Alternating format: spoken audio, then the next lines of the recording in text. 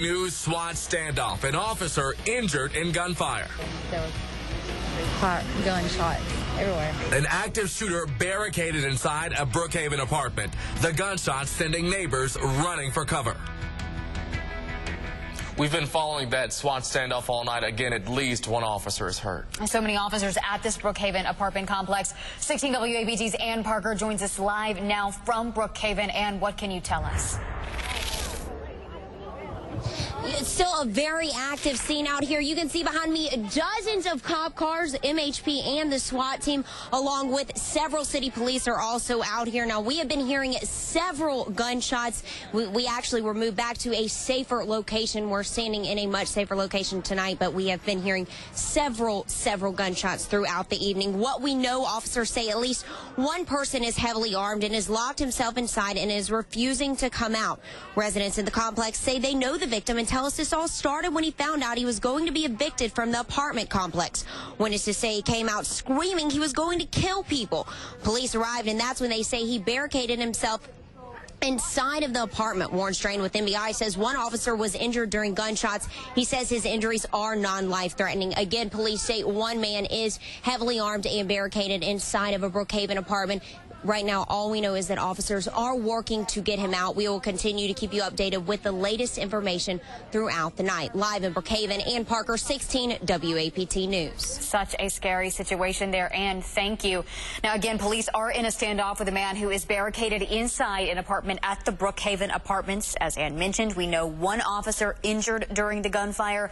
We will stay with this breaking story and bring you the very latest as soon as we get it.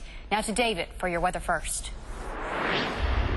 Well, as I told you on the early news, at 10, there would be showers approaching from the Delta. Live storm showed 16 Doppler radar. A couple showers. Thunderstorm or two north of Greenville and to the north of Greenwood.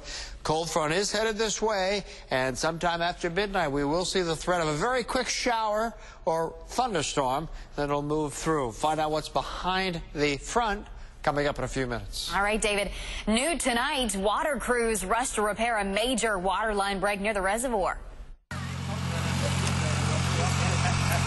Our cameras captured these workers repairing that water main on Martin Drive. They had to bring in some heavy equipment and dig down to that water line. The break affected about 16 subdivisions.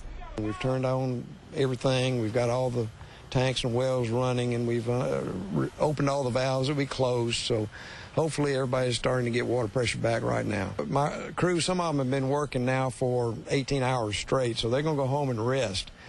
And you got to give it to these guys. They'll jump down in that hole in the middle of the night, and they'll do the work that has to be done, and nobody does it better than our crews right here at the Pearl River. Officials tell us it will take 2 days of clean tests before they can lift these boil water alerts. The city of Jackson had pipe problems of their own. Crews rushed to fix more than 30 water main breaks today. Okay, so that break happened on Denver near Capitol Street. It's just one of the dozens of breaks over the weekend. 16 WAPT's Hadas Brown spoke to one neighbor who says the water flow is damaging his house. It dips here. Yeah. Matter of fact, yeah, that's a lot of water. Lorenzo Gaden could barely walk from his front steps to the street Monday morning. When I have my waterproof boots on, I can leave the driveway. It goes all the way down the street. Neighbors say the water started running down Lawrence Road Thursday. Last week, the city tried to plug the leak with gravel, but it burst open again over the weekend. Is this the first time that this has happened? No. No. It's not the second time this happened.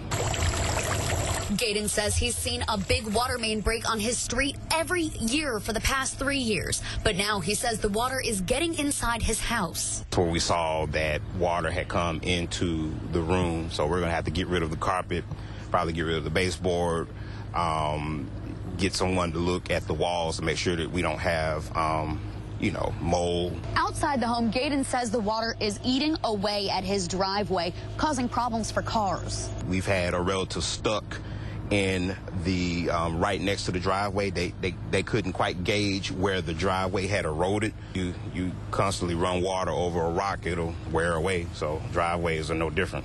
Neighbors say they're sick of it. You call and they come and they put a little no-hood pipe or something on the pipe, and it'll last a little while, and it busts and it busts. We've actually seen in the master plan that they were supposed to have started work in 2015. The city says they plan to start work on a permanent fix for the street over the next few months. In Jackson, Hadass Brown, 16 WAPT News. And we spoke with the city about what's causing all these breaks to happen. There are a number of factors that could be contributing to the breaks, including the temperature fluctuations that we've had lately. But we need our citizens to remember that this is a decrepit infrastructure system that we have.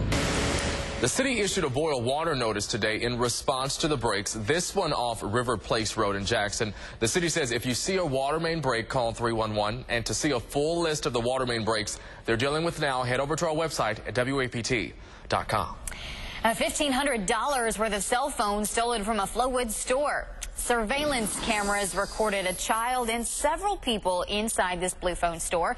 The video shows a woman in red grabbing an iPhone from behind the counter. Well, that same woman blocks the employees from seeing a man grab another phone. Then a child, you see the child, comes up behind and grabs yet a third phone. Moments later, they closed the cabinet and they took off. To see that they used a small child just to help them get in there and get that. I mean, it's just, it hurts to see that, you know, for a child that age, you know, how they're, you know, coming up with where do you go from there. Well, if you recognize anyone in this video, you're asked to call Crime Stoppers. That number 601-355-TIPS. Adams County deputies are on the hunt for a murder suspect after a deadly drug deal. Deputies arrested 3 men they say shot 2 people on King Circle. When officers got to the scene, they found 1 man dead and a woman with a gunshot wound. Paramedics rushed her to the hospital. Tonight, investigators are looking for Kelsey Watson. They say they plan to make more arrests. Well, the drought is devastating for Mississippi counties. That's right. Leake, Simpson, Scott, and Smith counties are now drought disaster areas. 16 WAPT Scott Simmons found out this dry weather is already causing dangerous conditions at the reservoir. I'm down to about 14 inches. Tom Lane can't even get his boat out of the slip at his reservoir home. So you can see how far that reservoir's dropped.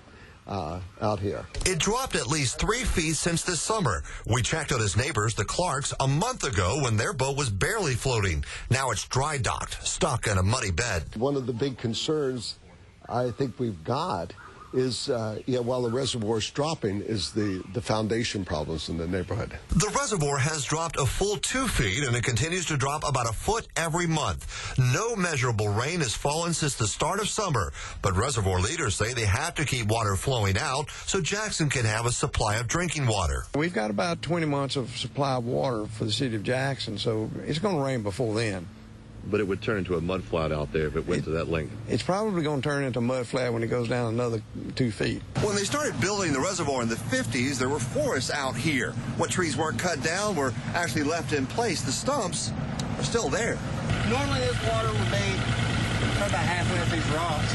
Now those stumps are closer to the surface than they have been since the 90s. Near the Palisades subdivision, an island has appeared as the water levels have dropped. Coming through here, you gotta watch your channel markers, be very careful because we normally don't even see this at all, this island at all submerged. That's perilous.